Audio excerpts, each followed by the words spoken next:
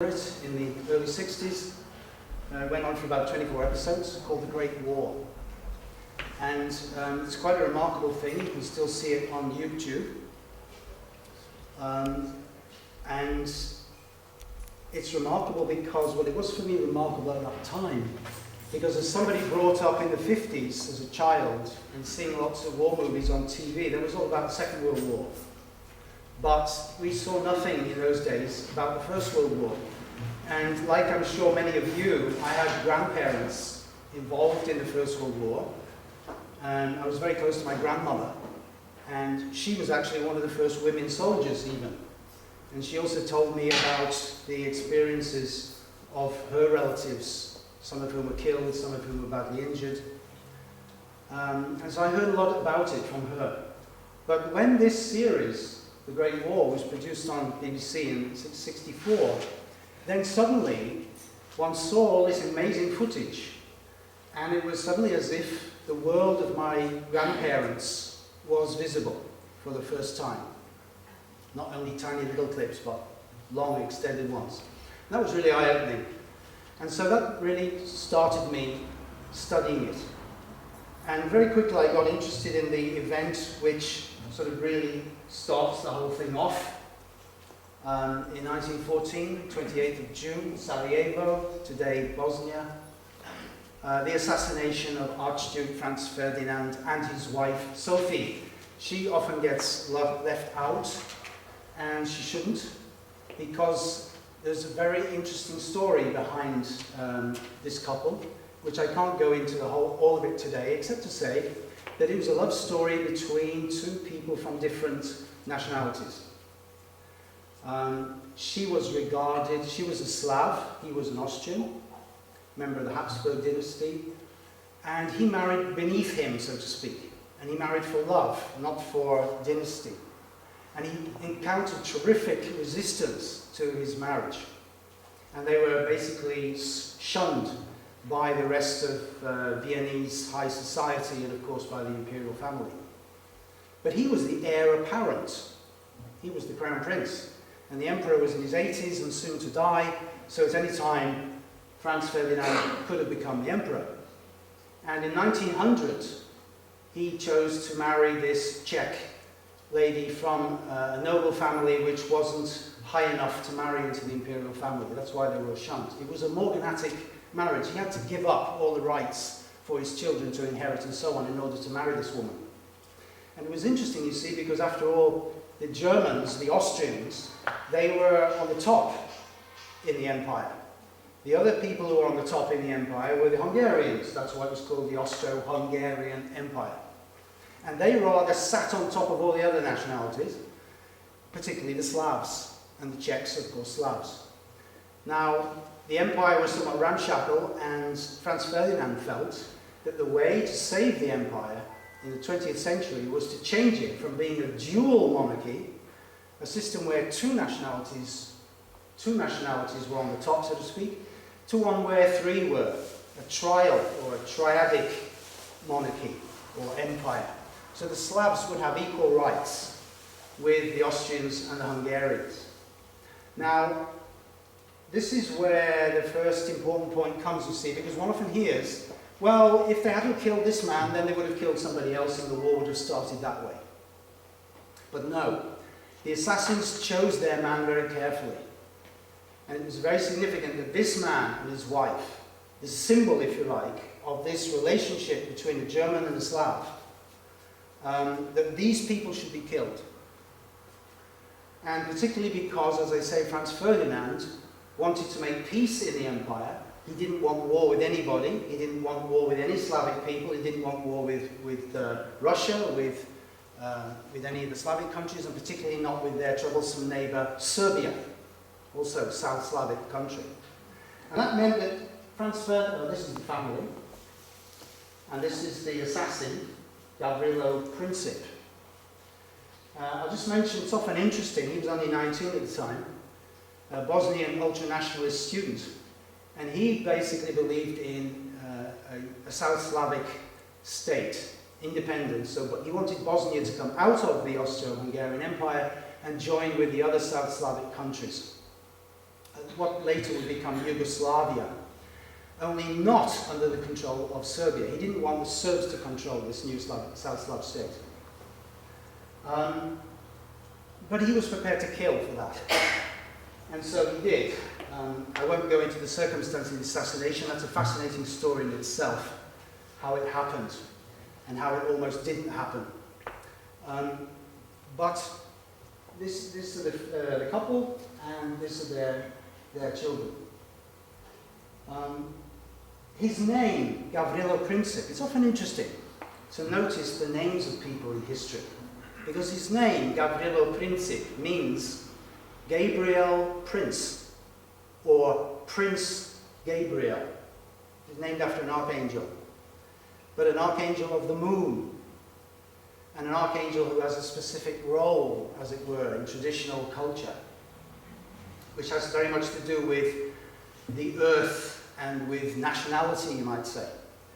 And Gavrilo Princip, the Gabriel principle, Prince Gabriel, he was the man who actually, as I say, his first shots, these two shots which killed the royal couple almost immediately, his two shots really were the opening shots of the whole Great War. And it was very important that this couple should die, particularly from the point of view of this man. His name is Dragutin Dimitrievich, and he was the commander of the Serbian military intelligence. He was also the ruler, or rather I should say the commander of the group which called itself the Black Hand, a secret society. Here's its device here. And its motto, unity or death. And his goal was to create a South Slavic state under the control of the Serbs. So he was very much a Serbian nationalist. So in that sense, his goal was not quite the same as the young men who actually carried out the murder. So he really wanted Serbia to be on top. He had been involved in an assassination already in 1903. They had murdered, together with the Serbian officer corps, they had murdered the Serbian royal family in a horrendous deed which had shocked the whole of Europe. Butchered them to death in the royal palace, threw their bodies naked over the balcony. Everybody was totally shocked, except for the Russian ambassador, Nicholas Hardvig, because Nicholas Hardvig was involved with the whole thing, and he, as it were, oversaw it, because Nicholas Hardvig saw Serbia as an instrument of Russia's goals in the Balkans. So he was a pan-Slavist and a Russianist. He wanted Russia to lead the Slavs. And at every step of the game, he was determined to use Serbia to destroy Austria-Hungary so that Russia could achieve its aims of becoming the leader of the Slavic peoples. Remember, this is a time 100 years ago of tremendous nationalism, such as we don't have now. We only have minor nationalism in Europe today compared to 100 years ago. So he was one of those who was very much involved in the South Slavic nationalist movement in the Balkans. But also, there was this guy, James D. Bourchier, the Times Balkan correspondent. And Mr. Bourchier and Mr. Hartwig were both involved in putting together the Balkan League to bring together the little Balkan countries which would fight against Turkey in 1912-1913. That was the conflict which led on to the Great War in 1914. So it's interesting to see an Englishman involved in all of this. You know, the Iranians have a saying. They say, if you want to find out about the problems in the world, lift up a stone and you'll find an Englishman. And here we have a Times correspondent. In those days, Times correspondents were really important people. Remember, the Times was the leading media organ for the educated classes. And Times correspondents in those days were regarded as extremely knowledgeable, well-read, well-travelled, and so on. So you would have your gentlemen in your gentlemen's club sipping their whiskies, reading their Times newspaper about the foreign news, what's going on in the continent, and they would really cite or quote from these Times correspondents. They had tremendous impact on the public, the educated public of those days. And then behind Mr. Hartwig, who, as I say, was seeking to use the Serbs to bring about Russia's goals, we have the Russian Foreign Secretary, Sazonov, assisted by the Minister of War, Sukhomlinov, and the Chief of the General Staff, Yanushkevich. And it would be these three men in June, July 1914 who would lead Russia into war and would bring about the first mobilization of the great powers. And that really started the ball rolling. Because when Russia allied itself with France in 1892, and the generals who did that deal, the Russian general and the French general, they were quite clear with each other that mobilization meant war. You didn't have to wait for a declaration. As soon as a nation mobilized, that was the first act of war. And for all the great powers, this was the case. That's how their generals and their governments saw it. It wasn't so much declaration of war which was important by this time. The technology had taken things to the point where you had to move fast. You had to mobilize your forces quickly. And to gain an edge, even over a few days or a few hours, was vital. So mobilization, once you committed to mobilization, that was it. You couldn't go back. So these three men were the ones who, as I say, started Russia's mobilization in July 1914. And they were also, these Russians, were backed, so to speak. Now we go a little bit further down the rabbit hole, as it were, by another three, or rather two. Here's Sazonov again. And his hands were being held in this whole process which led to the First World War by the French ambassador, Maurice Paléologue, and the British ambassador, Sir George Buchanan. Because remember, at that time, France was already allied to Russia, and so that's a formal alliance, and Britain had an informal entente, as we call it. Not a formal alliance with all the obligations thereof, but an entente, an agreement, basically to cooperate with the Russians. So it was these two, in the crisis of June, July, early August 1914, who kind of kept Sazonov on track and took him up to the edge. Yes, you can do it. Yes, you can go there. They did nothing. This is important. They did nothing, neither of these two men, to restrain the Russians for their first movement of mobilization.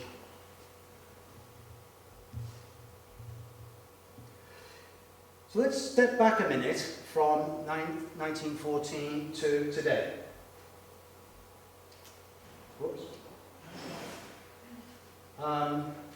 This particular rogues gallery, some of you may have seen them in action in recent months on TV or on the radio, particularly Paxman and Portillo. They've done documentaries. And then, of course, politicians Michael Gove and Boris Johnson have made statements in the press about the First World War as we approach the anniversary. And you probably know that the government committed to spend 50 million on celebrating the centenary. And then here we have Sir Max Hastings, military historian, who wrote the book Catastrophe, which is the big bestseller on this subject, or supposed to be, last year in our one remaining nationwide bookshop, Waterstones. It was all up there on the top shelf, Catastrophe by Max Hastings. Well, what were these gentlemen saying? Well, you can imagine what they were saying. Germany started it, Germany was to blame, Germany wanted to dominate Europe and the world, Germany threatened Britain, Germany broke international law. In other words, they repeated and are repeating all the arguments which were made on the Allied side in 1914 and again in 1919 when the war finished at the Treaty of Versailles. Germany's to blame. That was important because we wanted to get lots of money from the Germans to pay reparations, so to justify these enormous sums we had to make them accept the blame. And it's not often mentioned, certainly not by the Rogues Gallery I showed you before, that the British blockade of Germany did not cease with the armistice. The blockade by the Navy, the economic warfare, continued from November 11th, 1918 until the 28th of June 1919. So German civilians, Austro-Hungarian civilians were continuing to die of starvation through that whole period. It was only when the Peace of Versailles was signed that that was stopped. So they are repeating, in effect, the arguments of the Allies. It was all their fault. Britain was in the right, Blackadder and the war poets were wrong, meaning it wasn't a nonsensical, absurd struggle. On the contrary, it was a noble struggle. Britain was right to fight. It was not a waste of life. And the British generals were not donkeys leading lions. That was an attitude to the war which really came through very strongly in the 60s, if those of you were old enough to remember that. Oh, What a Lovely War, that famous play and musical and film. Oh, there's Boris again. Yes. So, if we just pop back to 1914, the Times, 2 days after Britain declared war, the Times said, in an editorial, quote, "The British people are drawing their collective sword in the good old cause. Once again, in the words which King William inscribed upon his standard, they will maintain the liberties of Europe. It is the cause for which Wellington fought at the Peninsula and Nelson at Trafalgar, the cause which saw its crowning triumph on the field of Waterloo. It is the cause in which Oliver's Ironsides and their French comrades beat the finest infantry of Spain, and for which Drake and Howard of Effingham routed the Armada, the cause of the weak against the strong, of the small peoples against their overweening neighbours, of law against brute force, of the Commonwealth of Europe." The Commonwealth of Europe. "Against the domination of the sword." So that's how the Times saw the war 2 days after we entered it, to rally the troops and rally the nation, so to speak. And of course, it's basically the image of St. George protecting the Belgian princess against the German dragon. And this mythology, if you will, this mythos, has proved, sadly, all too effective with us English, us Scots, us Irish, us Welsh, but possibly particularly the English, because after all, the cross of St. George is the English flag. This story that we go to defend the poor little weak guys against the big bad bullies, it strikes a note somewhere in many hearts, even today. And you'll notice that in recent years it's still being used by our politicians to justify outrageous incursions, attacks against foreign countries of all kinds. But that's what it was said in 1914 by this man. He wrote it, Valentine Chirrell. He wrote that editorial, and these are the various historical figures he refers to, the heroes of British history over the last 400 years or so. So it struck a chord with the English people of that time. And this was the image, therefore, that they were being asked to respond to. Here's gallant little Belgium and the German ogre. And then, as the war went on, that's 1914, British propaganda, as the war went on into the Americans come in. Of course, the Americans go on a bit cruder, shall we say. And so here's the German Hun brute, destroy this mad brute. And here's the princess. And it's almost looking forward to King Kong, isn't it? So Max Hastings, according to him, there's overwhelming evidence that Austria and Germany must accept principal blame for the outbreak. Vital to the freedom of Europe that Kaiser's Germany should be defeated. World War I and World War II are the same, he says, except for the Jewish genocide. That's his view. I disagree with just about everything he says. And the point is here, you see, that we, the British people, are confronted by people like Max Hastings when it comes to explaining the World War, and only by people like Max Hastings for the most part. So just to give you an example, here's BBC History magazine. Was Britain right to fight the First World War? And we see they allow another historian who disagrees with Max Hastings, Neil Ferguson. He says Britain was wrong to go into the First World War, and he's probably the only sort of frontline historian, very well-known historian, to come out there very, very strongly and say that, because he's got a massive ego, Neil Ferguson, so he doesn't care who he takes on. But they give him 3 pages in the BBC magazine to put his view, Neil Ferguson, and you think, oh, well, that's generous of them. But then they bring 6 historians against him. And that's quite typical. And that's also what happened, if any of you saw it, in his TV documentary, where they had Hastings, who gave his program for an hour or an hour and a half last month, and then another one a few days later by Neil Ferguson, who was able to put the other side. But again, Ferguson, interestingly, he took on half a dozen historians who disagreed with him. That was braver than Hastings. Hastings didn't take, despite his name, Hastings, he didn't take on any other historians. All the historians he interviewed, they all agreed with him. But Ferguson, because as I say, he's got this great ego, he decided, I will take on these other 6 who disagree with me, and I'll also take on an audience of the public. And some of those audience, well, in fact most of them, also disagreed with him. Particularly one woman who, frankly, was quite devastating. I think she really set his ears back. But the point there is, you see, that the way these 2 programs were set up, Hastings' program came across as sort of confident because it was only putting one view, and he had people who only agreed with him, whereas Ferguson's program came across as disjointed. So many people were disagreeing with him, he looked like the only one who had the point of view that he had, and therefore, can you trust this guy? I would imagine that many of the public watching would think, no, despite the energy with which he tried to make his views.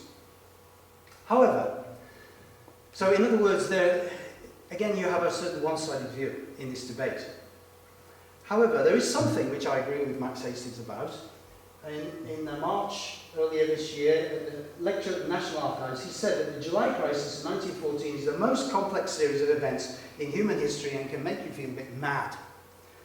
I can only give you my take on it, he says, but the evidence is so confusing and contradictory and the issues are so complex, I think you will find that virtually every student of 1914 is in a permanent state of confusion. Well, you think, well, maybe that is him too. But actually, as we've seen, his view is very definitive. He's quite clear that Germany was to blame and Britain was in the right. And this is the view, you see, that we in Britain get over and over and over again. Our historians, or Anglo-American historians, do not pay sufficient attention, or have not paid sufficient attention to what was going on in Paris, in Moscow, St. Petersburg, the Vatican, also very important. They tend to focus overwhelmingly on what was going on in London, Berlin and Vienna, and particularly London and Berlin, because this war was seen predominantly as a struggle between us and them, us and the Germans. Why? Because the Germans killed more of our guys than anybody else in that war. And as I'm sure you know, this was the first war which Britain went into as a national, sorry, it didn't go into it, it came 2 years later, 1916, but it was the first war which Britain had fought with a national conscript army. So, whereas the army that went into the war in 1914 were veterans, were professionals, then very soon after that army was more or less destroyed in the first battles, first several months. And so then conscription eventually was brought in, after a lot of volunteers came along. And by 1916 you had a conscript army. It was the first time in our history, really. And so you had people from all parts of the country, all shires and regions, all different economic brackets, different kinds of people, a real national army for the first time. And what were they faced with? 1st of July 1916, Battle of the Somme. Disaster. And the psychic shock of that Battle of the Somme, because of the nature of that army, was so great that today still is why, if you go into any bookshop and look for books on the First World War, you will find reams of books about the Battle of the Somme, or even the first day of the Battle of the Somme. But you will find hardly any books specifically devoted to the causes of the war, which got all these young men into this mess in the first place. It all has to do with the ethos of the Battle of the Somme and Britain's losses, you see. And also Britain's losses of that whole generation, and Britain's loss, eventually, even one could say, of the empire, because in a sense that war began the end of the empire. It was really the beginning of the end of empire. It was a Pyrrhic victory for Britain. So this is why this sense of loss is so overwhelming in British culture, and has remained so since then. Loss on all sides, the contrast between the situation before the war and after the war, the changes in values from religion to music and food, attitudes between the generations, and so on. So many things, one could go on and on. But everybody felt a tremendous gulf had been crossed. Now, there is a terrific battle going on currently. These are all the historians on the right who follow the traditional view. We were right to fight, and Germany was in the wrong. And these are the ones on the left, going down to these two guys, who are historians, who disagree with that view for one reason or another. And it's good, these are people who are contemporaries, who lived during the war, and I'll say something about some of them later. But it's good to see that there have been, while these people have been very active, following the traditional establishment point of view, that these people have been coming out with new materials. And I particularly draw your attention to a couple of interesting books. John P. McCafferty, Lord Milner's Second War, and one come out quite recently, Jerry Doherty and Jim McGregor, Hidden History, The Secret Origins of the First World War. Very readable. Not heavily academic books, these, very readable books. More academic, something I would wish to recommend very strongly is this one, The Policy of the Entente, by Keith Wilson. Really excellent book. And then others have come out, American military historian Terence Zuba, questioning the German military strategy upon which much of the establishment view has been based for the last 80 years, the so-called Schlieffen Plan, the German military strategy of 1914. He's critiquing the establishment viewpoint of this Schlieffen Plan and showing that it wasn't at all what people have said it was over the last 80 years. So there's really still a debate going on to be had here, you see. But it's a very important debate. Those are some of the books I just mentioned now. I can show you that slide again when I've finished.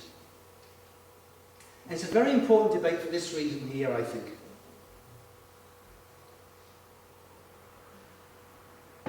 George Orwell, 1984. Those who control the past control the future. Those who control the present control the past. So, if you want your country to have a particular view that will help you to do something in the future, you need to tell your country a story. You need to give it a narrative of what your country is about. It's an identity issue. Who are we? And if people can accept this understanding of their biography, then it becomes easier for them, as we saw in the Times editorial, when Chirrell said, we are now going to do the same thing as we have been doing for the last 400 years. Therefore, we must be right, so to speak, and it's right that we do this. So if you are able to control the writing of history through the universities, through the high schools, that you can present an image of your country to the people, then that helps you to lead the people into certain geopolitical strategies in the future. And now, what is that message which we are telling to ourselves, or is being told to us? This is from the Olympics, London Olympics 2012. You probably remember it, some of you. The song Survival by the rock band Muse. It was played at the Olympics. It was the official song. So this was the song which went out from London to the whole world. I didn't want to play it because, frankly, I think it's so appalling. And it starts with these kind of sickly sweet string section. No rhythms, no bass guitar, nothing. Just these synthesizer string section of sort of oodling romantic countryside view sort of thing. And then that morphs into a kind of Elton John dum dum dum dum dum dum dum dum dum dum on the piano. And then the rhythm section comes in. And then it goes on into this sort of gigantic heavy juggernaut-like thing. And the lyrics is this. Maybe David Cameron could have written them. Life's a race, and I'm going to win. Yes, I'm going to win. I'll light the fuse, and I'll never lose, and I choose to survive whatever it takes. You won't pull ahead. I'll keep up the pace, and I'll reveal my strength to the whole human race. Yes, I'm prepared to stay alive. I won't forgive. The vengeance is mine. And I won't give in because I choose to thrive. I'm going to win. I'll light the fuse, I'll never lose. Whatever it takes, you won't pull ahead. I'll keep up the pace, I'll reveal my strength to the whole human race as I'm going to win. Fight, fight, fight, fight. Win, win, win, win. We're going to win. Ladies and gentlemen, those are the sentiments which went out from this country into the world as what we stand for as a people. I wonder how you feel about that. And Cameron followed that up with these words, which he said to the CBI, the speech to the CBI on the 19th of November 2012. You'll remember Cameron's slogan, connecting with the Olympics, was, "We're in a global race." And he said to the businessmen gathered there, frankly, we need this buccaneering, deal-making, hungry spirit now more than ever. Britain's in a global race to succeed today, and you don't need me to tell you that. Every day the people in this room are fighting to win contracts around the world. You know, you businessmen, what the global race means because you're living it. And I'm here today to tell you this government this government gets it. We get that the world is breathing down our back, and we get what British business needs. These are the key steps to Britain thriving in this global race. And it's not just about policies, it's about attitude. You need us to be tough, to be radical, to be fast. And I'm going to tell you what that means. This is the message, you see, which we as a people are expected to get from our leader. And we're having an all-out war, he went on to say, on dumbing down too. There's something else you desperately need from us the government. That's speed, because in this global race you are quick or you're dead. This is the application of Darwinism to social relations. European legislation holds us back, it clogs things up, so we are fighting back hard against those continentals over there. When this country was at war in the 40s, Whitehall underwent a revolution, everything was thrown at the overriding purpose of beating Hitler. 1940 comes in. This country's in the economic equivalent of war today, and we need the same spirit. And on in this vein, you see? This is the same as Muse and Survival. Is this what we want to stand for in the 21st century? But this is the narrative which Cameron feels should underpin our values. Because if it doesn't, he's arguing, the Chinese will defeat us. The Indians will defeat us. But ladies and gentlemen, what are the Chinese and the Indians doing? Actually, they're doing nothing except applying economic theories which we gave them.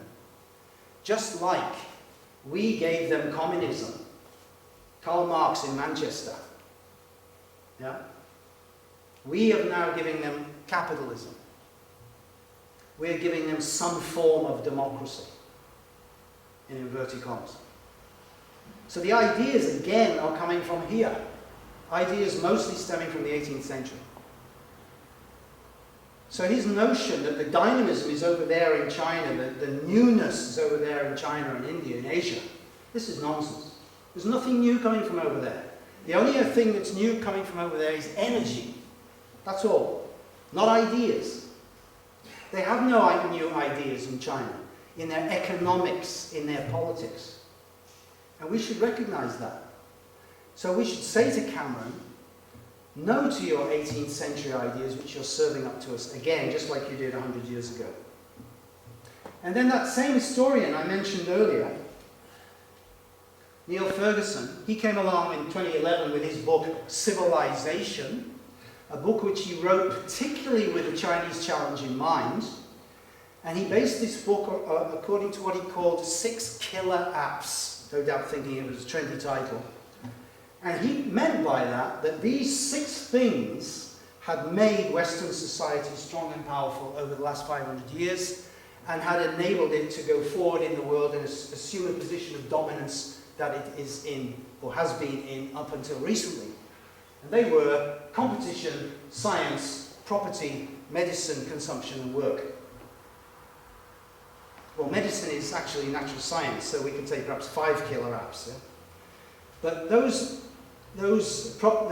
elements there, competition, science, property, medicine, consumption, and work, again, these are old concepts. There's nothing new there at all. If you read Ferguson's book, it becomes quite clear.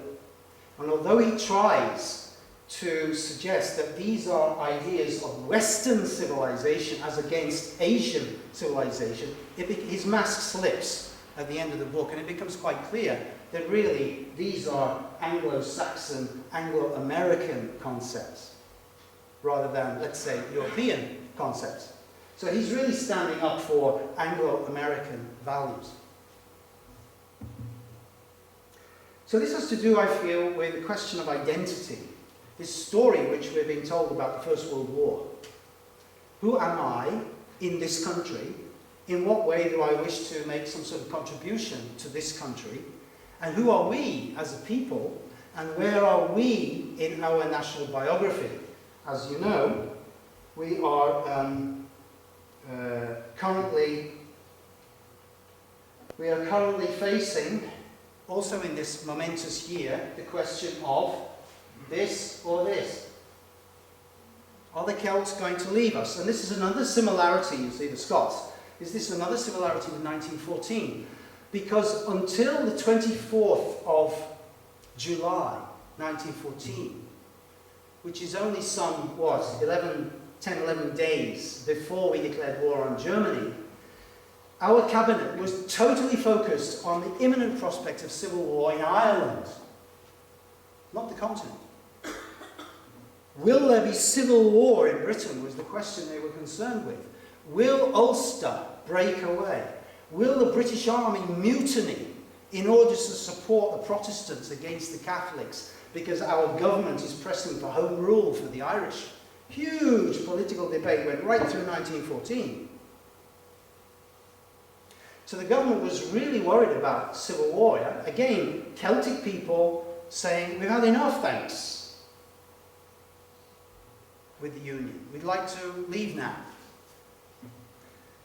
And as you know, 2 years later, because the Great War happened, and in 1914, and that put a lid on the Irish problem, and really the politicians breathed a sigh of relief, but it didn't stop the problem, because 2 years later we had the Easter Rising. And then 6 years after that, we had Irish independence. So Ireland was on its way, you see, already in 1914 to break free from the Union. It was the beginning of the end. Only our establishment couldn't see it, didn't want to see it.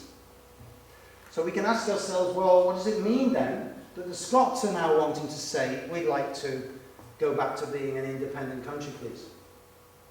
Identity questions. Britain, England particularly, is now coming to a nodal point in its long 1,000-year history since the Norman Conquest.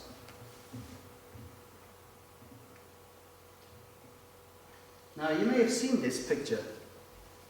I can't remember if I showed it to you last time I was here. It seems a bit light-hearted, but actually there's something very serious about it. And because behind this is a very important fact to understand the deep background to the First World War.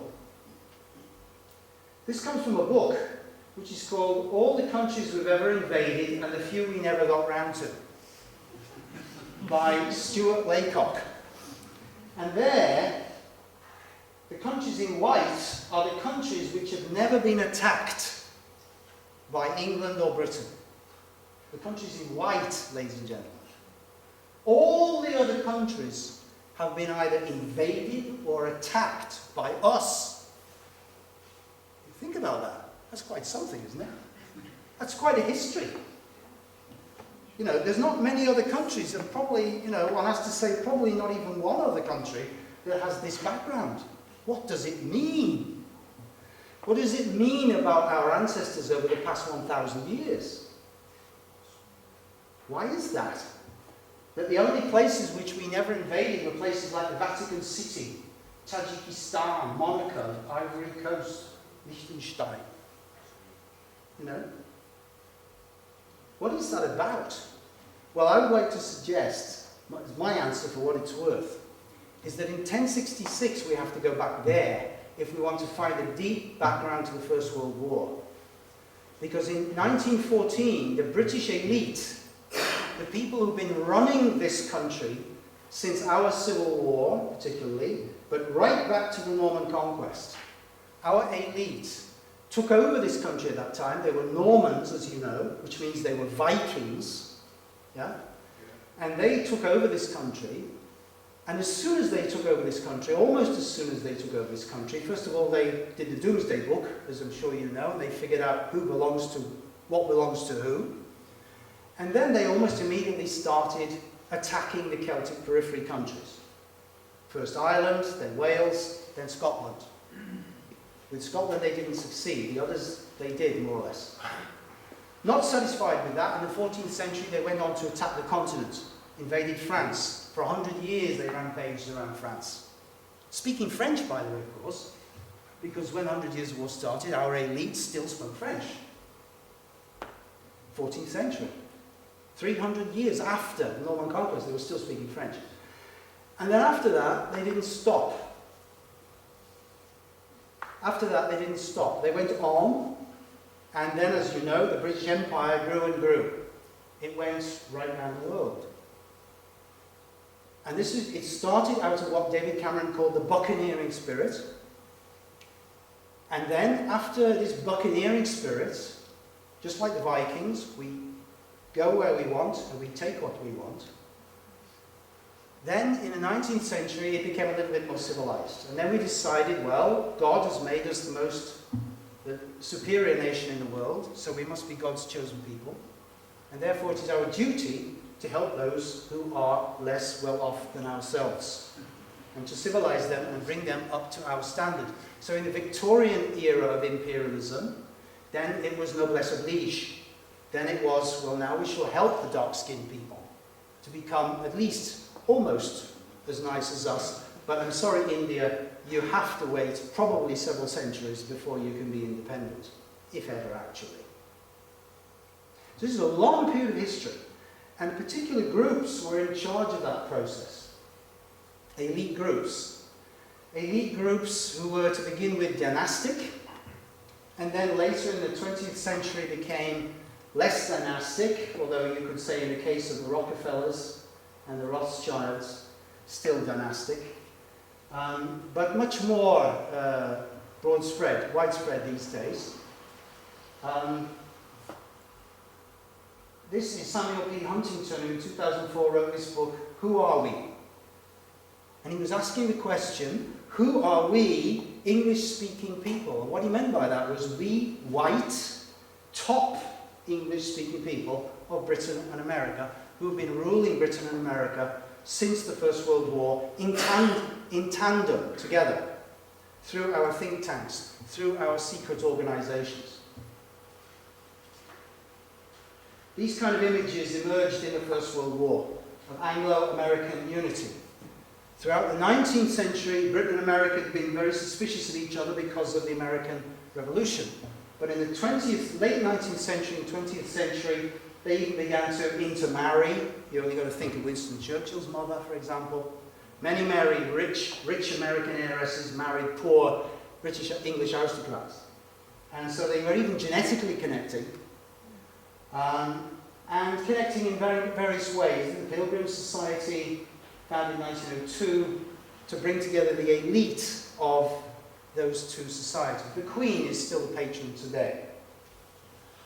Now, to see the beginning of this process, we need to just travel back a little to the beginning of the 17th century, to this king, who you probably know, James I, James VI of Scotland. He was the one who brought England and Scotland together.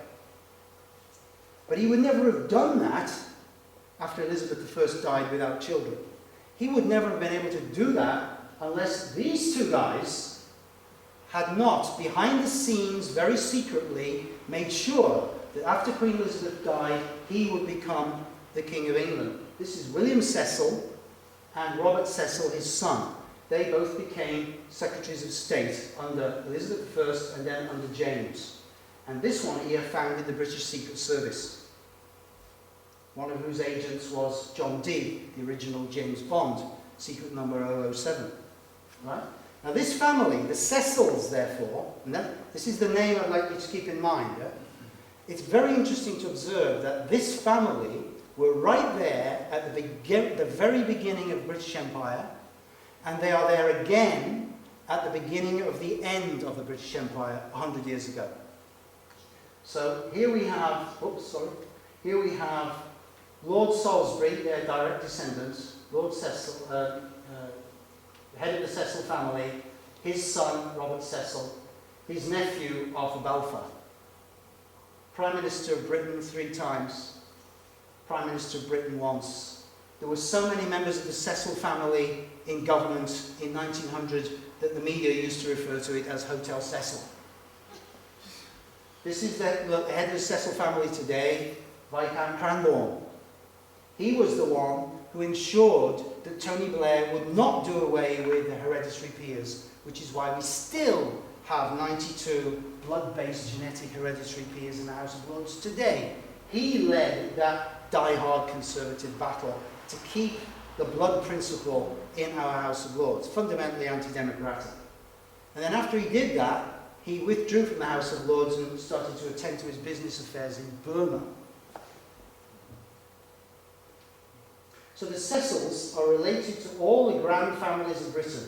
The Grosvenors, who own Mayfair, Duke of Westminster, Cavendishes, Littletons, Palmers, Gathel and Hardys, Balfour. All these families were intermarried. And they had been used to ruling this country since the 17th century.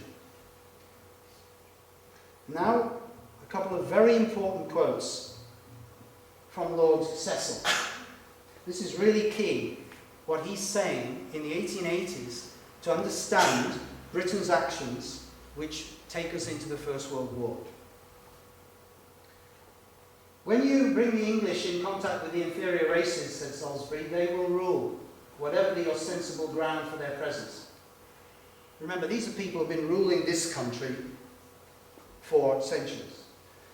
An intermediate course between military occupation and laissez-faire is what he called for. The Pacific invasion of England, meaning by England, through merchants, engineers, railway builders, soldiers, administrators, and travellers. Once obtain the unrestricted right of access, and in a few years you will govern without ever drawing a sword. So he was not averse to using the military, and he often did as Prime Minister in our small colonial wars. But when he didn't use the military, then he used these other means. And in his book, Splendid Isolation, this is one of the most important slides I'll show you today. The historian John Charmley, who's writing about British policy in the 19th and 20th centuries, he has a lot about Lord Salisbury and the Cecils here. And Salisbury says to Lord Morier, Sir Robert Morier in 1885, Morier was a man with great experience of Russia. and a man very close to the Prince of Wales, who would later become King Edward VII. So Salisbury says, Russia's only weak point was her financial embarrassment. If we become her chronic enemy, it is to that weak point that our efforts must be addressed. We must lead her into all the expense we can, so that a few steps further must push her into the revolution over which she seems constantly to be hanging.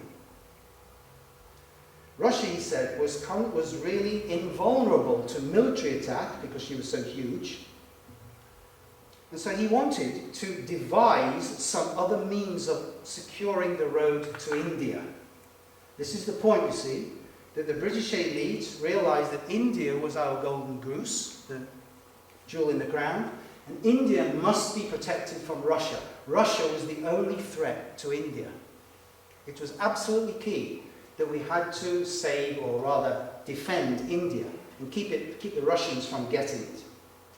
And Salisbury said that time and chance might provide the answer to Britain's Russian problem, either by revolution, or by Islamic revival, or by war against Germany. So Salisbury was looking into the 20th century and seeing how could Britain retain control of India, and how could Britain involve Russia into a disaster of one of these kinds. Well, it's not difficult to see, is it, that that's exactly what happened. At first, in 1885, Salisbury did not agree with the views of Winston Churchill's father, Randolph, who wanted us to go into an alliance with Russia. Salisbury didn't agree with that. Salisbury said, you can have an entente with a man or a government, but no one except Canute's courtiers ever tried to have it with a tide. Remember King Canute in the old days, about 1,000 years ago? He was the one who supposedly told the waves to go backwards, yeah, because he rather fancied himself. But the waves were not too impressed. And Salisbury regarded Russia as a tide, as a natural phenomenon, not as a human phenomenon. And he saw Russia and Slavdom as a natural force, its advance remorseless, moved by the forces which cause vast rude populations to overthrow their borders. And, however, 2 years later, he changed his view, 1887. And this year, ladies and gentlemen, this is the year where in Britain it really all begins, I would say. The process which leads us to 1914. What happens in 1887, so look at what happens in this year, in many places, but particularly in Britain. From this time on, Salisbury was prepared to consider a Russian deal. Why? Because of this guy. Duleep Singh was a Sikh Maharaja of the Punjab. The Sikhs were Britain's most difficult enemies in India because they're such a martial people. We had the most difficulty in suppressing the Sikhs. And the last Sikh Maharaja in the Punjab, we took him away from India when he was still a boy, a teenager, and we brought him to England and brought him up as a British gentleman. And we thought, well, he'll never be allowed back, because we thought he could become a focus, you see, for resistance against the British in India. But, would you believe, his mother came from India and sort of helped him to rediscover his heritage, and then a priest came from India, helped him to do the same, and then he goes to India, tries to get to India, but the British stop him at Aden. And then he has to come back from Aden, that's in southwest Saudi Arabia, yeah? He has to come back, but he didn't come back to Britain. He lived in France until his death. And he tried then, using the French and the Russians, Britain's enemies in the 19th century, the French and the Russians, to help him to get back to India. Now that was real warning signals for the British elite, that our worst enemies are cooperating, the French and the Russians, to help to bring about a major uprising in India. That was really a kind of warning signal to Salisbury, and he realised he had to change British policy. No longer could we remain only in splendid isolation, with no allies, with anybody, depending only on the navy. Now we would have to come to some kind of accommodation with our former problem countries, France and Russia. And that would lead, 20 years later, in what was called the diplomatic revolution, to the Entente first with France, which was a stepping stone to the eventual Entente with Russia. Because it was Russia that our elite were really afraid of, more than Germany. More than Germany. We can talk about after the break. Germany's navy was not a problem, despite what the historians will tell you. Germany's army was not a problem to us because Germany's army couldn't swim. And the navy was not strong enough to defeat our navy. Yeah? Germany's finances were far weaker than ours. That's why they lost the naval race. So Germany was not a problem. Germany itself was only 1/33 of the world's surface area. We, in our empire, accounted for nearly a fifth. France and Russia, however, these were big, major powers. And they threatened us in India. And that was the key. Russia, above all, Russia's friendship must be secured. Hence the Entente with Russia in 1907 in the diplomatic revolution, which ironically led to war 7 years later. Because the British elite decided to sacrifice, as it were, Germany, with whom we had been friendly. Germany, Austria-Hungary and Turkey had been our friendly countries in the 19th century. In the 20th century, we decided to sacrifice those three, all of them, and instead, we, as it were, got into bed with our two traditional enemies, the French and the Russians, overwhelmingly because, not because we were worried about the French, but because France was Russia's ally. I can go into the reasons for that after the break. But it was Russia that the British wanted to get close to. And from 1887 until 1907, for those 20 years, they did all kinds of very careful and clever steps to get us eventually into this informal entente with Russia, which involved us eventually, through France and its relationship to Russia, in a war which the Russians wanted to have with Austria-Hungary because of the Balkans. Do you see how tortuous that is, yeah? Russia wants something in the Balkans from Austria-Hungary. Germany is Austria-Hungary's enemy. Russia wants to destroy Austria-Hungary to achieve its aim in the Balkans. Germany seeks to defend Austria-Hungary from Russia. France will then definitely come in to defend Russia because they have a military alliance. So Germany has to deal with France first because the French are faster on their feet. That means they have to go through Belgium. That brings us in. And it's all to do, eventually, ultimately, with Russia's ambitions in the Balkans. That's how it started in 1914. But what came out of all of that was exactly what Lord Salisbury had wanted in the 1880s. He had wanted a revolution in Russia which would weaken Russia and make sure that Russia was no longer any threat to India in the 20th century. And also, particularly his nephew Arthur Balfour, would bring together Britain and America to create the Anglo-American alliance which would dominate the world for the next 2, 3, 4 centuries. What's called the New World Order. So I'll stop there, have the break, and then we can carry on with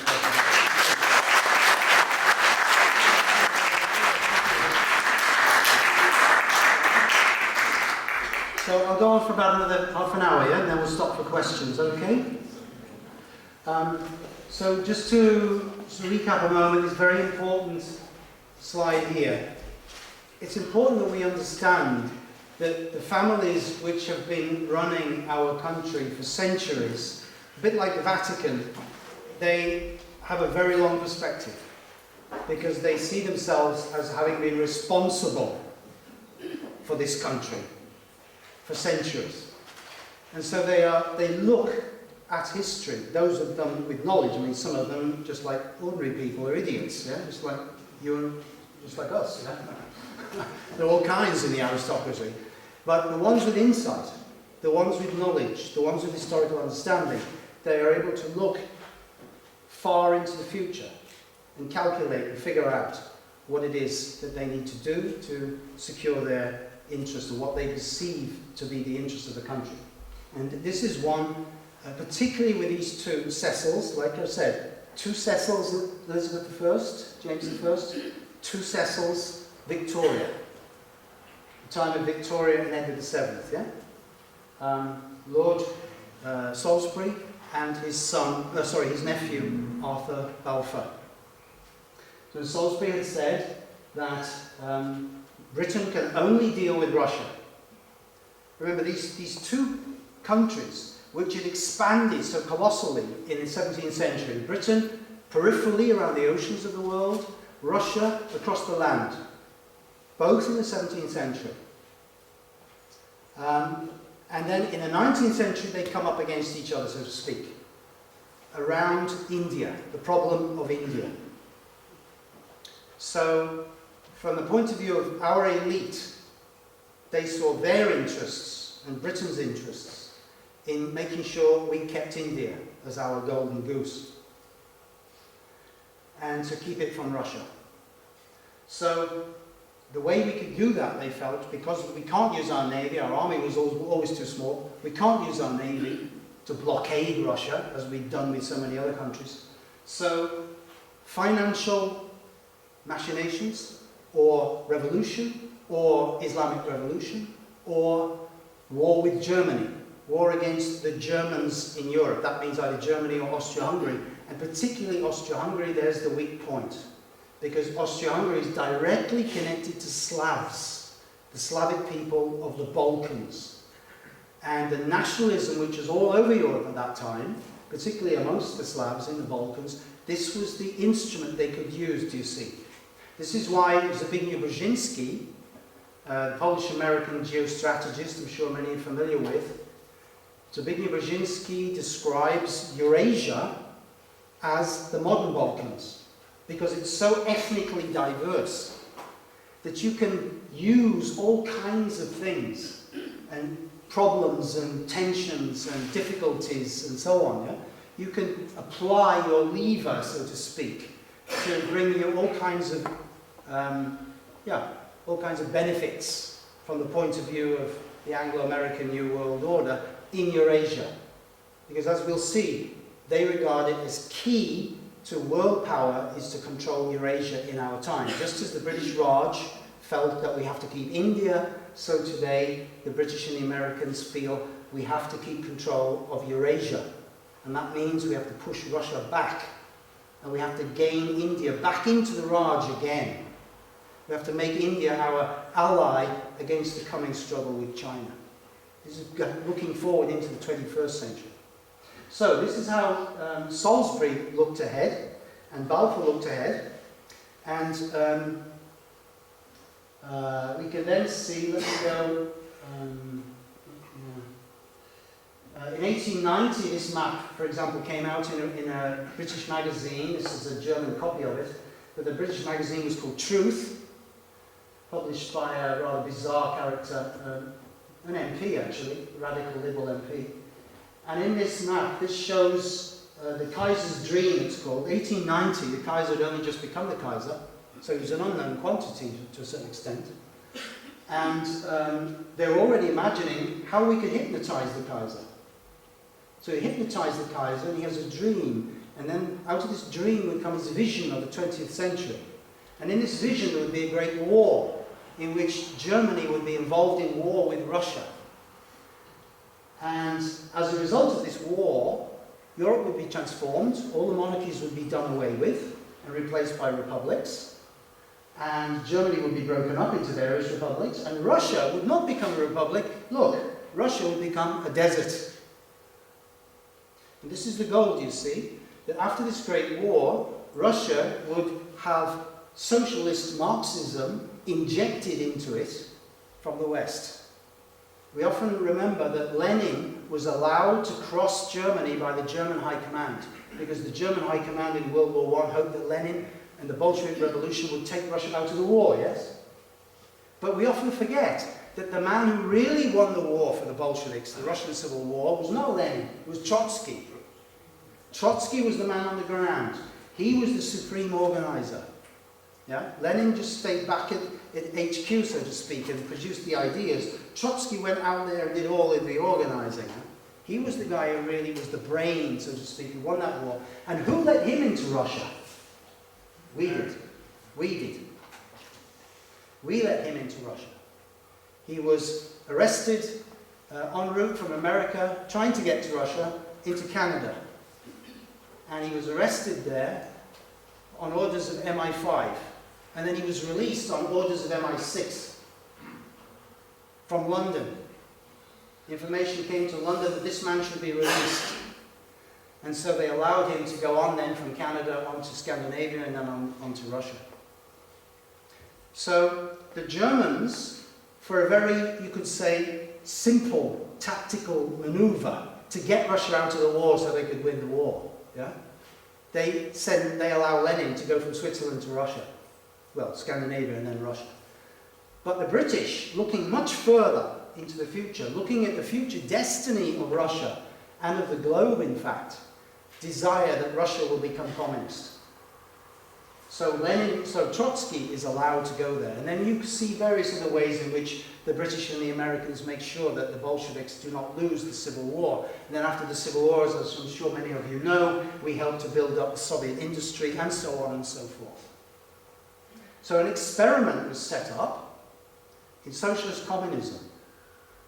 And this experiment was set up, and it was described, the experiment was described in this book in 1893 in London, in a series of lectures, that the Russian national character would be such that socialism as he called it, the man's name was C.G. Harrison, that this would succeed in Russia in ways that it could not succeed in the West.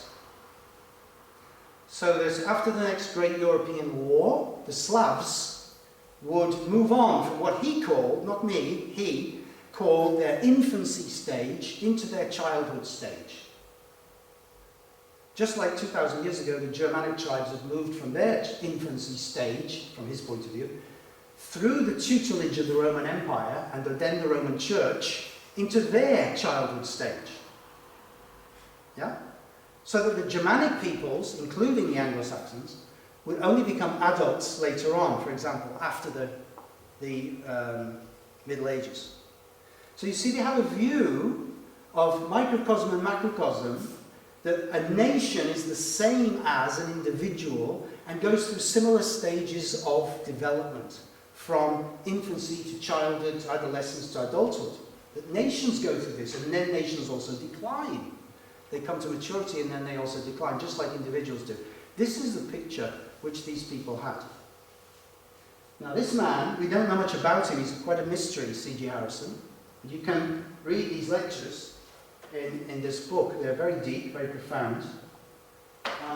But he has a very particular perspective, and that perspective is the perspective of what I would call Anglo-Saxon esotericism. And we can discern a little bit from his views, because he was a supporter of this new group, 1889, called Lux Mundi, which means light of the world, and was an Anglo-Catholic, that means high church, Church of England, esoteric stream. Yeah? The highest level of the very opposite of your sort of Welsh Chapel Presbyterian or Scots Presbyterian. The sort of still very ritualistic, ceremonial, Anglo-Catholic stream, high church. And this Lux Mundi was also, Lux Mundi movement began in Salisbury's house. So the Cecil family were also connected to this same movement. I can't say more than that, because I'm not aware. I can't say, for example, that we know that Harrison was connected directly to Salisbury. It's a research question.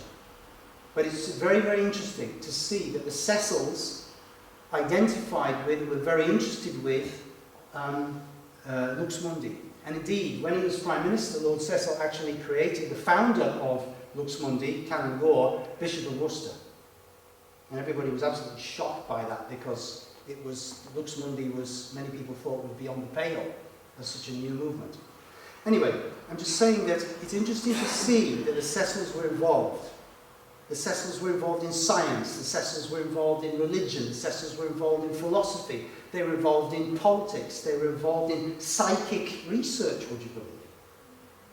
You know, these are quite some individuals, yeah? And they have power, and they've had power for centuries.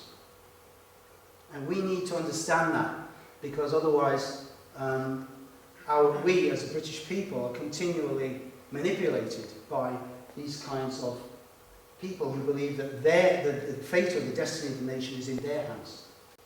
Yeah, there they are. So famous, his face is even on a tin of cigarettes. Wouldn't get that today. That's Balfour when he was earlier and then older. Now in 1909, Balfour had a very interesting conversation with Theodore Roosevelt of America, former Prime President of America. I'll pass that one. And in this conversation, or rather it was a conversation by letter, so to speak, they wrote to each other, Balfour suggested to Theodore Roosevelt, this is 1909, that Britain and America should create an Anglo-Saxon confederation. In the early 90s, Balfour had already realized that war was coming. And by that, he understood that war would be war against Germany, for the reasons I said before, that in order to get close to Russia, Britain would have to make war with Germany. Now, I know that sounds perverse, but you see, the point is, ladies and gentlemen, this is really important to understand for the First World War. The goals, the foreign policy goals of France, of Russia, could only be achieved by war. France needed war to get back Alsace-Lorraine, which it had lost to Germany in 1871, Franco-Prussian War. The Germans were not going to give that back to them. The only way was through war. The Russians could only get what they wanted, which was Constantinople and the Straits of the Dardanelles, where we later fought Gallipoli, for the Russians in 1915. That's what they wanted. They wanted to get their ships and trade out through Constantinople, and they wanted Constantinople because that was a traditional, important place for the Orthodox Church. Yeah?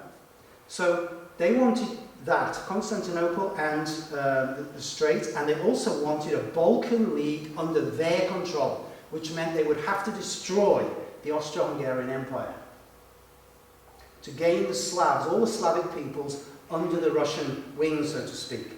This would require war. And it meant war not only with Austro-Hungary, but war with Germany, because Germany is Austro-Hungary's ally.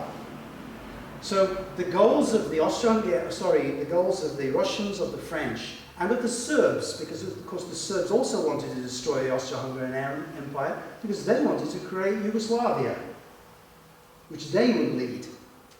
So again, the Serbs needed war to achieve their aims. Yeah?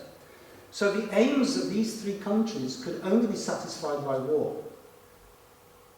And Britain, therefore, would need to fight against Germany if it was to keep Russia's friendship. And we will see that this was an absolute fixation with the Foreign Office and with the man who eventually led us into the war, the Foreign Secretary, Sir Edward Grey, in 1914. Anything to keep the friendship of Russia. We must be prepared to do anything to keep the friendship of Russia. The British ambassador to Russia I showed you earlier on, to George Buchanan, he wrote continuously in this vein to the Foreign Office in 1914. We must be prepared to do anything the Russians ask if we are to keep our friendship. Which of course means so as not to lose India. Now, back in 1909, then Balfour, having, when he was Prime Minister, created the Committee of Imperial Defence, which was to coordinate all of the military forces of the whole empire for the first time, to gain them, to put them together to fight this war, because after all, in the First World War, Canada, Australia, New Zealand, they also lost tens of thousands for us, and they were never asked. They were just expected to fight. Yeah? They had to be organised. So he set up the Committee of Imperial Defence to do that. And then he wrote to Roosevelt in 1909. He speaks about how Roosevelt should be inspired. He's writing first to the British ambassador, and then the ambassador is to pass on this letter to Roosevelt. How Roosevelt should be inspired to lay the foundation of an Anglo-American understanding.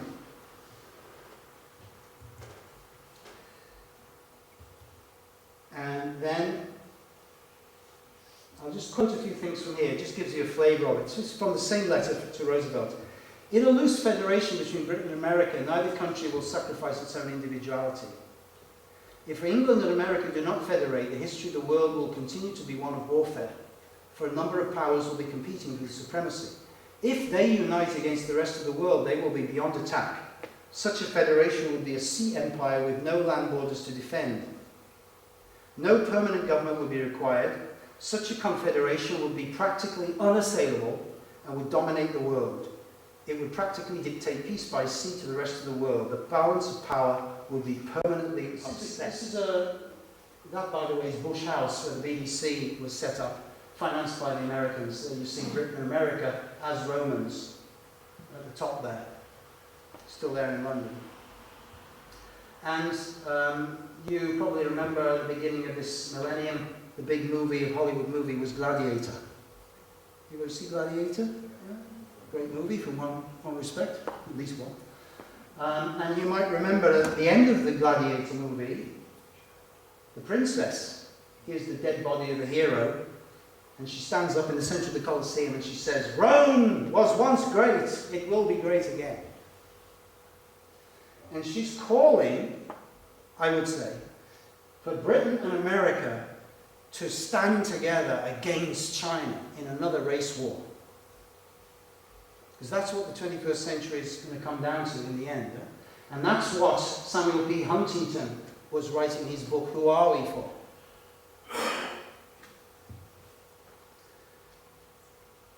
And at that time, lots of books started appearing from Anglo-American think tanks and academic circles and so on about the new Roman Empire, saying, well, we are the Roman Empire today, Britain and America, or particularly America, yeah? We should accept that. We should recognize that we are that. This is before Iraq, of course. 2000, 2001, 2002. And then, a few years before that, this man, Brian Beedham, had written in The Economist's remarkable article in which he had shown the world as it will be in the 21st century. And you see, it will be divided in new ways, according to culture this time, not according to ideology. Culture and religion, he said, will define the world in the 21st century. And so you see that the Cold War, having only just finished, Beedham separates Europe again and merges Europe, Central and Western Europe, into America.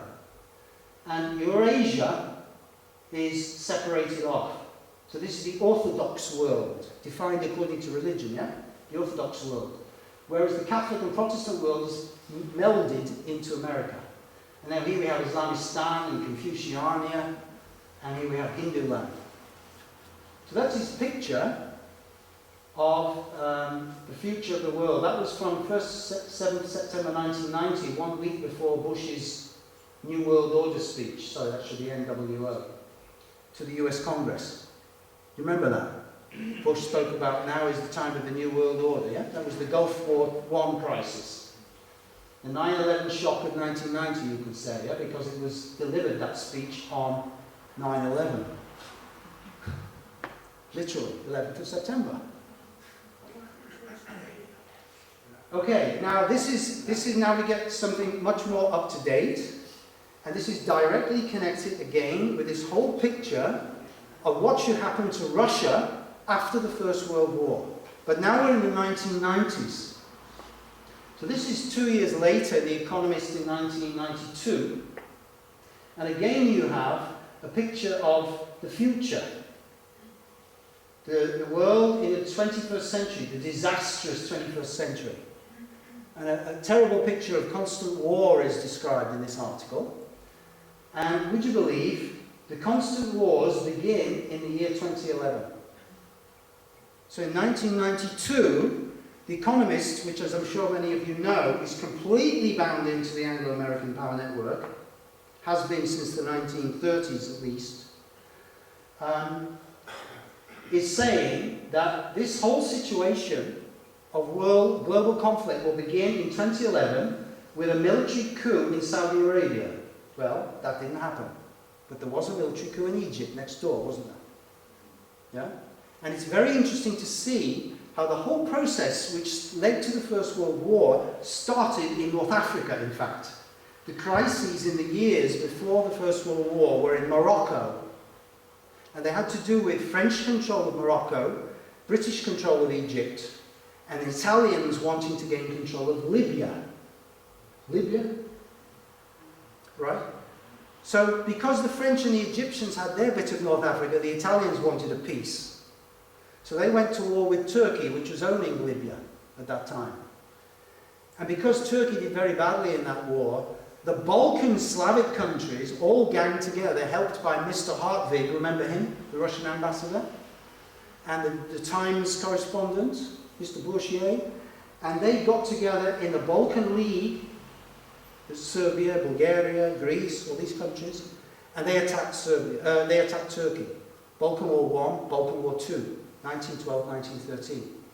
Then they fell out with each other. That was Balkan War II. But Serbia got much bigger as a result of this. So Serbia wanted more. And where was it going to get more from? Austria-Hungary. And that led on to the Third Balkan War, which turned out to be the Great War, the First World War. But so here we have again the situation which starts in the Arabic world, in Egypt as it turned out, and then he goes on to describe how as a result of this there will be an alliance between the Arabs, the Muslims, and the Chinese. And together the Chinese and the Muslims in the 21st century would attack Russia. This is not his map, this is a map I sort of put together describing what is described in the article, yeah? So that the Chinese will take these parts of Siberia, the Muslims will take these parts of Russia. And you could think, no. You might say that, yeah? But ladies and gentlemen, if you go back to the 1880s, and you say to somebody in the 1880s, in 20 years' time, Britain is going to be allied to Russia and France, they're going to go, what? Yeah? Because certain people with long-range vision, like these guys have been mentioning now with The Economist, yeah? They're saying, this is where we want to go. I hope you're clear, this is not where I want to go. This is where they were saying in 1992, ladies and gentlemen, that things are going to start in 2011. And we saw them start. And we see what's happening now. The isolation of Russia. You heard that word. It's been used a lot this week, yeah? The last 2 weeks. Russia is to be isolated because of its crime against Crimea. Yeah? Isolated in the world community. Because of these very strange circumstances which happened in Ukraine. And it's very interesting to see how people have forgotten the initial conditions in Ukraine. The EU partnership deal back in November. And then the whole process of how the Ukrainian revolution happened and what happened on the streets and who was behind that. And Victoria Nuland, we've all been through this, yeah? These last weeks. Yeah? How the West has been involved in all kinds of ways in bringing this about. The role of ultranationalists, fascist groups, and so on. And all of that's forgotten, and instead the focus is on Russia's crime in Crimea. Well, the same thing happened in 1914. The assassination of Franz Ferdinand was forgotten. Who did that? Who was behind that? What threads led to the young man pressing the gun, the trigger? And instead, when Austria-Hungary said to Serbia, you've been terrorizing us now for 10 years and trying to murder people and trying to do this and that, and we're not having any more, so we're going to punish you now. We're going to give you a slap across the face so you don't do it again. So we're going to have a little war with you. That's basically what the Austrians threatened. Yeah? And the Germans supported them. And what they wanted was a small, localized war to beat up Serbia, basically, and say, you've got to stop this. Because we can't go on putting up with this, Austria, because the Austrians really felt so ramshackle that, you know, if the Serbs keep on pushing them, it might lead to the breakup of Austria-Hungary. And remember, Franz Ferdinand, the peacemaker, who had always blocked the hawks in the Austro-Hungarian government, he was now dead. So the brakes were off. And the Austro-Hungarian hawks could now say, right, now's our time to go for the Serbs.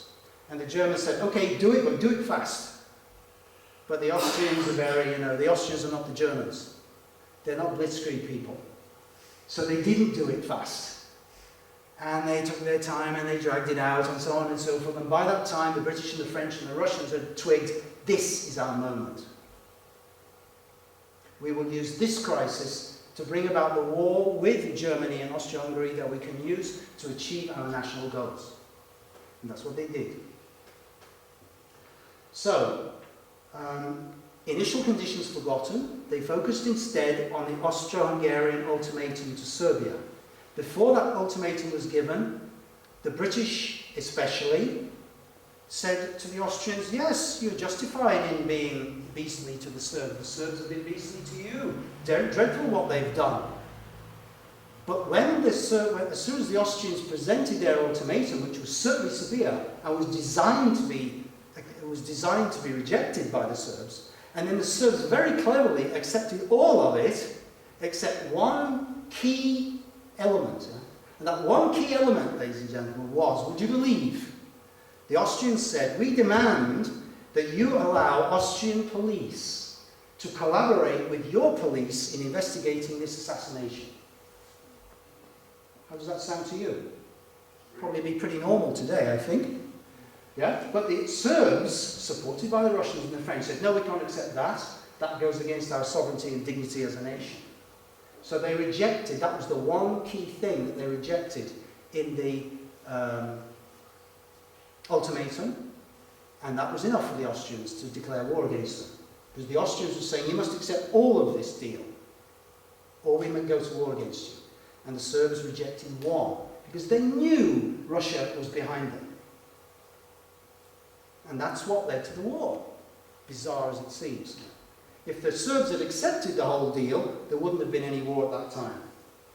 Anyway, initial conditions forgotten, but focus on a later event. We're seeing that again today. So, back to Cold War with Russia, push Russia away into the outer darkness, so to speak, and then Russia will eventually be dealt with sometime later in the 21st century by some kind of attack from the south, the Muslim world, or from the east, or both together. And then, Russia having lost all of its territory east of the Urals, so all of Siberia, all of its Asian territories, so that Russia would become just a European entity or state, then we find in Foreign Affairs, the leading Anglo-American foreign policy think tank magazine, 2010, why Russia should join NATO. And here, strengthening transatlantic relations. And what this is all about is combining the economies of North America and the EU. You've probably heard all about that, yeah?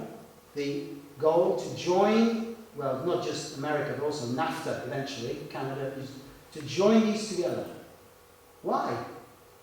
We remember how the EU began as a free trade bloc. And now the goal is to join the Atlantic together. Why? And on the other side of the world, the goal is to join America with these places, the Pacific. Now, these are potential future members, but China, I feel pretty sure, will not become a member of this, because China is already connecting with Russia in the Shanghai Cooperation Agreement.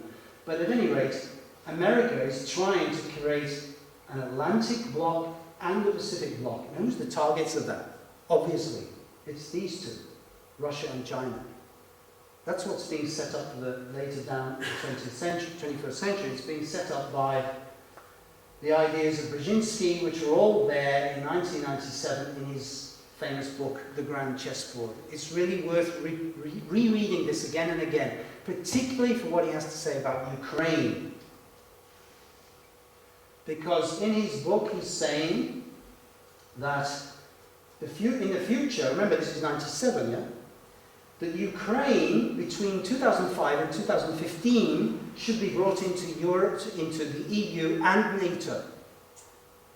And then we should have an axis France, Germany, Poland, where his family originally came from, of course, and Ukraine. And if we have this axis where American influence comes in this way and then sort of goes along this highway and out this way. Yeah? This is the new European axis that the Anglo-Americans want to create. And that's what we're seeing today, that Ukraine is to be brought into the Anglo-American orbit. Because Brzezinski writes very clearly in his book, with Ukraine, Russia will be an empire. Without Ukraine, Russia cannot be an empire. So here we see NATO's eastward expansion. You remember that the West promised the Russians that it would not advance to the borders of Russia. Yeah? This is 1990. Remember the Cold War borders? And now here we are. And now Ukraine's being drawn in. And then there'll be Belarus. So we see that Brzezinski and his friends are wanting to push up against Russia. Now if we go back to 1902 to 1909, before the First World War, this group of people got together in a bipartisan think tank in London. They were organised by these two socialists, the Webbs, founders of the London School of Economics, Sidney and Beatrice. And they gathered together a kind of brains trust of people who they thought would help to improve the empire for everybody, including the workers, they thought. Here's Edward Grey, here's Balfour, here's Edward Grey's sidekick, Haldane. He later becomes Minister of War when Edward Grey's Foreign Secretary.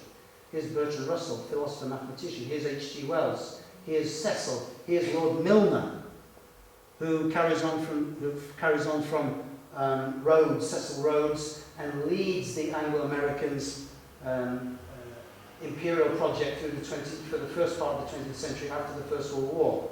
Here's the Times military correspondent. Here's J.P. Morgan representative, banking. Here is ultra-right-wing, absolute fanatical anti-German editor Leo Maxey. Here is Milner's acolyte Leo Amery. And here is Alfred Mackinder. Maybe that name is not known to you. Alfred Mackinder is the father of Anglo-American geopolitics. And in 1904 he gave a very significant lecture to the Royal Geographical Society called The Geographical Pivot of History. And in that he said that this area here in the world, called the pivot area, most of which is in Russia today, this, he said, is the centre of the world, the centre of world power, the centre of resources, for example. And then around it is an inner crescent of countries, and then outside it is an outer crescent of countries. And he spoke about the sea wolves, which is basically Britain, America, Japan, and in those days, and the land wolves, meaning the continental countries. And that these two groups of countries are always against each other. And the Britain, of course, is the sea wolves. So in 1919 he updated his theory a bit, and he said that instead of calling it the pivot, he called it the heartland. And he drew this map and he said, this is the heartland area. This is the centre of power. So if you want power in the world, you must gain control of this region here. And he, in his book, in his lectures and writings in 1919, after the First World War, he brought his ideas together in a very simple three-part saying, which is really important to understand. Events both in the First World War time and today, in my view. And it's quoted by Brzezinski on page 38 of the Grand Chessboard. Who rules East Europe commands the heartland. So that's the Balkans, Ukraine. The heartland is the area I just showed you, Central Asia. The jumping off point into that region. Who rules the heartland commands the world island. And who rules the world island commands the world. Brzezinski in the Grand Chessboard points out from a modern perspective how important in terms of resources, geostrategic positioning, population, Eurasia is. Well, rather the heartland region, yeah? So, hence, in the 1990s, the Balkans, Serbia, Kosovo, the pipelines going across there. And now today we have this massive American military base there in Kosovo. Now, do you remember how Kosovo was presented to us in 1999 in Britain? St. George rides to save the Kosovo Albanians from the horrible Serbs. Do you remember that? That's gallant little Belgium again, 1914. And the British people, again, as I said, respond to that, especially the more liberal-minded people. But behind that is another motive altogether. Now, this gentleman, Guido Giacomo Preparata, anybody heard of him? He was an Italian-American, and he was sacked from his job for writing this book, Conjuring Hitler, How Britain and America Made the Third Reich. Published 2005, well worth reading. Brilliant book in many respects. He's an economic historian. And he also wrote an essay you can read online called The Incubation of Nazism, the Critical Act of Britain's Strategy for Keeping Empire, 1900 to 1941. Well, he was sacked, went back to Italy. I'd just like to quote you something from his essay, because he, like Brzezinski, is very aware of Mackinder. Mackinder, Alfred Mackinder, the geopolitician I mentioned, is the key strategist. Then and today, the American think tanks are still using Mackinder. His ideas have been the most influential in Anglo-American planning. So what does Preparata say? He says, Britain dreaded the eventuality that there would emerge on the continent a leading national core that was capable of aggregating, gathering around itself such a league of vassal powers that it would soon turn into a rival empire capable of resisting any blockade, naval blockade, led by England, and eventually subjugating England entirely. The strategic imperative of Britain in the West became transparent. It was to prevent by all means necessary a Russo-German fusion, or Russo-German alliance. And you see that again and again and again in the writings, as I said before, of the Foreign Office before the First World War. If we don't stay right with the Russians, they will abandon us and they might turn against the Germans. Well, frankly, I think that's ridiculous, because the Russians were quite clear that their national goals required them to go to war against the Germans, not to ally with the Germans. But in the far distant future, perhaps, after they had secured their immediate goals, then maybe they could have got together with the Germans. And that's what he's pointing to here. He goes on, Mackinder suggested a systematic and unrelenting policy of harassment against Eurasia, which was to be carried out by grafting land bridges onto the vital nodes of the heartland. These platforms were to be viewed as launching pads, land bridges, for more or less durable incursions against the natives, the peoples of Eurasia, the aim of which was to keep the natives divided and impeded the major powers from rescuing them with an organised counterattack. Such is still the policy of the US, with the full and committed patronage of Britain. And I would suggest to you that really this is still the policy which is being followed. Yeah? And that was the policy that Mackinder recommended between 1904 and 1919 already. Now, on 16th March 2014, this picture appeared in the Sunday Times, article by Dominic Lawson. We all know that family. And there's the picture. Punch Putin, Judy Merkel, but who will play the policeman? Picture speaks 1,000 words, doesn't it? What that picture is saying, and what Lawson is saying, is these two have to be turned against each other, like Punch and Judy. They must not be allowed to be together. And then he's saying, who will play the policeman? That implies who will keep them from fighting. But you can guess who he means that who will play the policeman, right? That's, of course, us and the Americans. But the point he's getting at is that we will not stop these two fighting but we will, as it were, maintain tension and enmity between them, just as happened twice in the 20th century.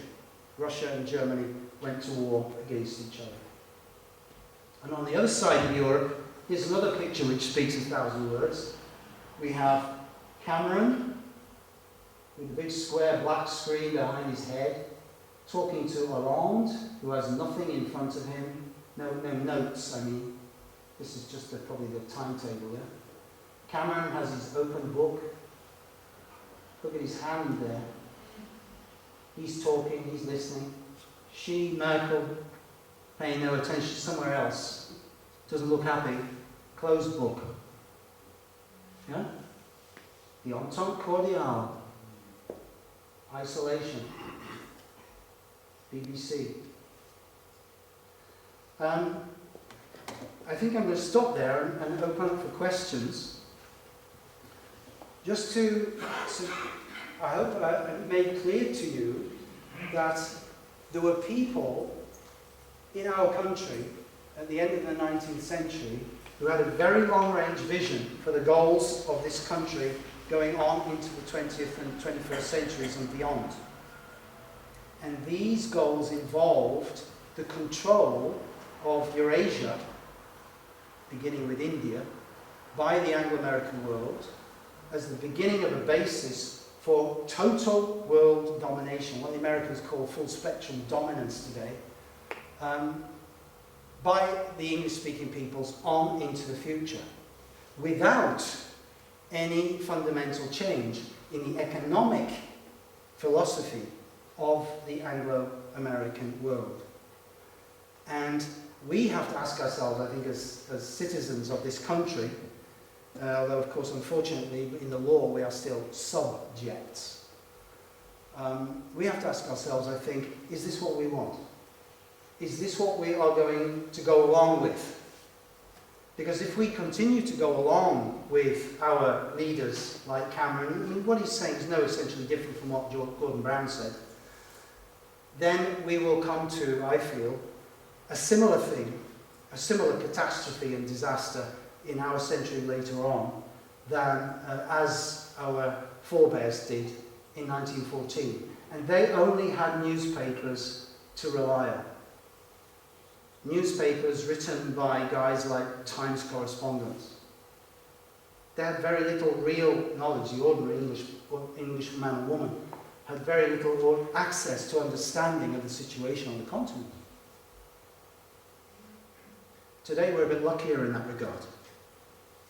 But so it's a challenge for us, I think, to wake up to this evolving reality, see what's going on in front of us, which way things are going, and inform ourselves so that we do not go along with it in the way that so sadly so many young people were, I would say, conned into going along with it in 1914.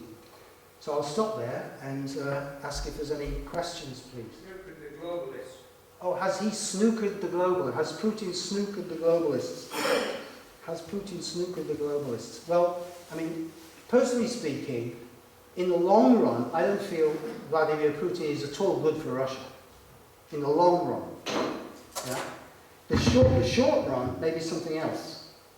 But in the long run, a man like that is not good for Russia, I feel. A man like that is like another Peter the Great. He's more backbone than most politicians yeah, around the world. Okay, well, you could say Joseph Stalin had backbone. Was he good for Russia? You know, Peter the Great had backbone, aplenty. He was not good for Russia.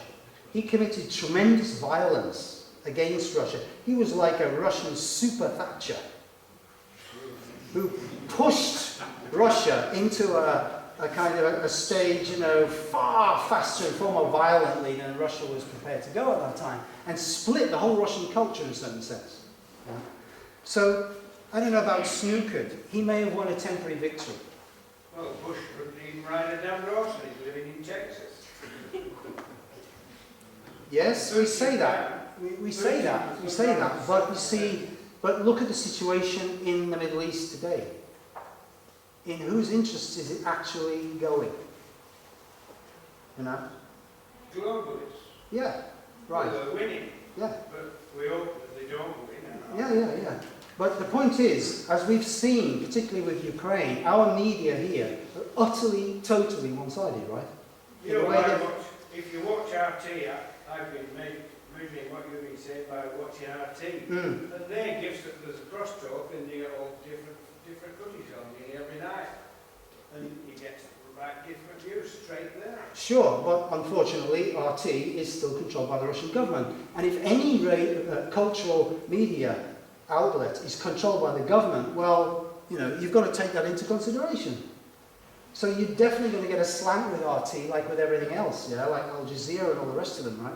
So we just have to be aware of that. And fortunately, particularly younger people who've grown up with this whole internet thing, that there's much more sensitivity, I feel, developing. It's a developing capacity, which we are now growing, so to speak, to be able to understand what's coming at us through these propaganda. Sorry? Isn't the wild card yes. in your analysis yes. The possible death of the dollar? The possible death of the dollar. Yeah, the whole world's in trillions and trillions of debt. Yeah. Ultimately, you know, you turn on YouTube, you know, all these channels. Yeah. The ultimate demise of the dollar. So where does that leave the West? I mean, you know, that's like an elephant in the room, isn't it? Do you really think that the powers that be have not factored that one in?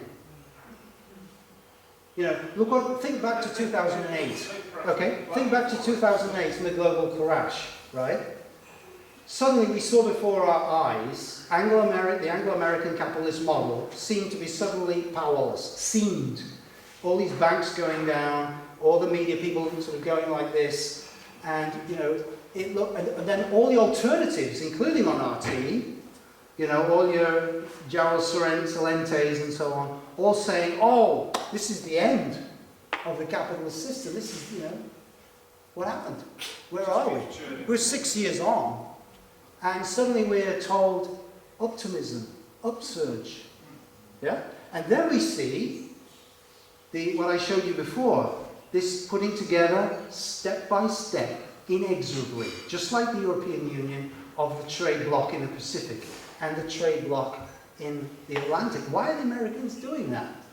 Do you not think that this might not be connected with potential weaknesses in the dollar situation? I would suggest that certainly they have factored this in, you know. They play chess too. Alex. I don't know whether you just don't think it's important or fail to mention it. Just a year before 1914 was a monumental event on Jekyll Island. Yes. The creation of the Federal Reserve.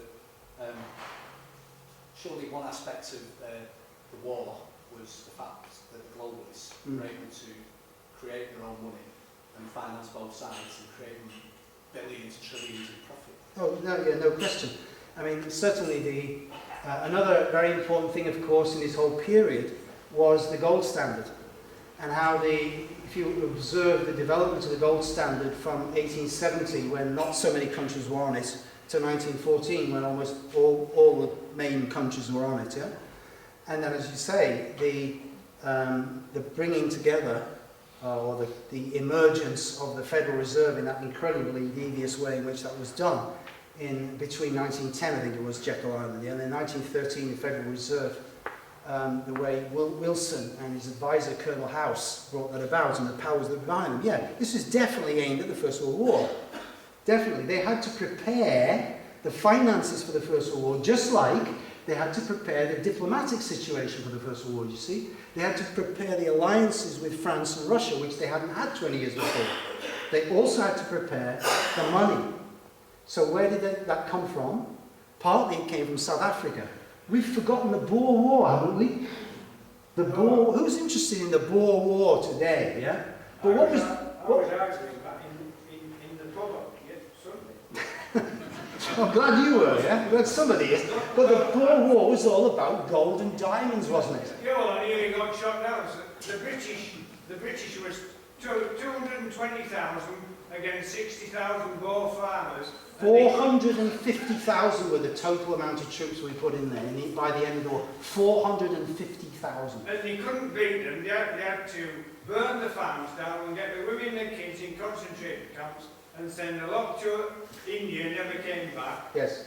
Now that's the British infamy. That's what I'm saying in the pub. Absolutely. Well, you're quite right. You're quite I was right. talking to a British squaddy and he said I was talking treason. I get technical. Well, the next time any of you come across somebody down the pub who makes points like that, well, the kind of points that Max Hastings would make, you see, when they would go on and on and on about German autocracy or German militarism and so on. Please don't get me wrong. I'm not an apologist for the German Empire. That wasn't a wonderful place to be either, yes? But Germany in those days, in some respects, was in fact more democratic than us. If you look at the state of socialism, if you look at the state of democracy in Germany then, and above all, the Germans had been involved in no major conflicts between 1871 and 1914. Compare that to Britain. How many wars were we involved in between 1871 and 1914? The Max Hastings is, forget all about that. They don't reminding me of something I'd forgotten, because I think I might have mentioned that there were other three very important assassinations, or attempted assassinations, of what I call peacemakers, okay? And that's, again, a kind of a smoking gun, because one of them was Rasputin. Now, you all have heard of Rasputin, yeah? He was eventually murdered in 1916, and it only came out, by the way, in 2004, that the thing that finally killed him was a bullet right here by a British Secret Service agent. That came out in 2004. We had to wait 80 years for that truth. And then the BBC revealed it on a Time Watch programme, right? So the Russian bunglers couldn't manage it. It was Oswald Rayner of MI6, bang, here. Yeah? But there was an assassination attempt on Rasputin in July 1914 by a so-called crazed woman. Yeah? Now, who was this crazed woman? She was a follower of a particular Russian bishop called Ilyador, and Ilyador was like this with Grand Duke Nikolai, who was the chief of the Russian army. You know, ultra-conservative, ultra-anti-German, anti-Austro-Hungarian, pro-war, pan-Slavist. Rasputin wanted, he was not a nice man, Rasputin. I'm not, again, not an apologist for Rasputin, but you can't take away from him, he wanted no war for Russia. He said, if Russia goes to war, we're finished. If Russia goes to war, the Tsar will die. Yeah? So he didn't want war, Rasputin. And he had power, he had influence, so they wanted to kill him. The second one was the Frenchman Caillaux. And it was very interesting how he wanted to make peace with Germany. He was a very influential French editor. And then, bizarrely, his wife was arrested for murdering another French editor who had accused her, who had said that he was going to publish, very French perhaps, some people would say, love letters and what have you, and personal documents before they'd got married. Yeah? So it was a kind of a crime de passion. Yeah? So that trial obsessed France and ruined Caillaux's career. So that put him out of the way. And the last one was another Frenchman, Jean Jaurès, the Labour leader, greatly loved and respected in France, and a great peacemaker. And he was killed just, I think it was 2 or 3 days before France, well, no, wait a minute, it must have been July the 30th or the 31st, I can't remember now. But France mobilized on the 1st of August, like Germany did. So just before that, he was killed by a right-wing fanatic while having a coffee in a coffee shop in Paris. The guy just walked up and shot him through the window. So you see that the people who were in positions where they could make peace were taken out. Yeah. Yeah. Sorry, could that occur now? Could Russia, Ukraine, or Syria head towards full war footing, and it could escalate into even a World War III situation? Could that occur, or are they just saber rattling? Personally, I don't think so, no. I don't expect there's going to be a world war coming out of this. Not at the stage that I illustrated before, yeah? I think that's some way further down the line, is what I was reading from The Economist, yes. This is a kind of preparatory stage in a certain sense. I don't sense that they want to take this to war yet. Although, having said that, apparently the Americans are going to go ahead with fairly large-scale manoeuvres, which had already been planned, and they're going to go ahead in July in Ukraine. So in July, we're going to see American troops in western Ukraine. Yeah. Yeah, a lot of esoteric sort of websites and magazines I've been reading, the World War III seems to be coming up time and time again, although people are preparing the populace to think in that respect. And I mean, you look around the world and it doesn't seem at all likely in the world we're living, but when you consider that the globalists and the money men are moving towards that area, which is the original heartland area of the Khazars. Yeah, indeed. And that's where they all come from, and you didn't mention that. Yeah. So I thought, wow, that's where it was supposed to originate. Yeah, but I think when if there is to be a world conflict, let's hope we can manage to avoid it. Yes, then it's going to, the plan I would say is it's going to involve China. Right. So the Chinese are then going to be asking themselves, are we prepared to go into such a conflict for the sake of Ukraine? I doubt it, personally. You know, but if you're looking at a country like Iran, that's much more important for China. And certainly, as you say, Central Asia is an area where China has direct interests. Yeah? The whole Indian Ocean region as a sort of frontage of Central Asia, of the heartland region. Chinese Navy moving in there in a big way now. And the Americans very much concerned about that. I just find it, I mean, I don't know what to make of this, but I can't help thinking it's just so interesting to see what's going on with this mysterious airliner situation. Is happening right there in the Indian Ocean, you know, which is really the area. Have you thought of Diego Garcia? Well, yeah, people have referred to Diego Garcia, right? Which is another tragedy. We know that story, right? It still belongs to us legally. Well, look, I mentioned earlier on a Times correspondent, and there was another Times correspondent who was a military correspondent of the Times. And his name was Colonel Reppington. Yeah. And by the way, he was the man who first put together the secret negotiations between the British military and the French military and the Belgian military. Belgium, remember, was supposed to be neutral, right? So in 1905-06, he, the Times military correspondent, put those talks together. Now then, in the First World War, you can read his diaries, which are now published, and it is utterly sickening, frankly, to read of the endless parties and dinners and buffets and you name it, you know, going on, while the most appalling slaughter going on over the channel. So much money, so much time. Yeah. Let's divide the world up as a fun of games. It's like a big game of risk. Yes. And it's going on into the future. I'm just saying, though, that when you read something like that, you realise that though they may not be reptilians or extraterrestrials, you're looking at people who see other human beings in a completely different way. No empathy at all. No empathy at all. One more question, please. Yes. Why do you think Vladimir Putin is bad for Russia?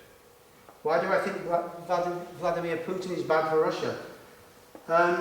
Well, as I said, in the long run, right, I think Vladimir Putin is a man who is more concerned with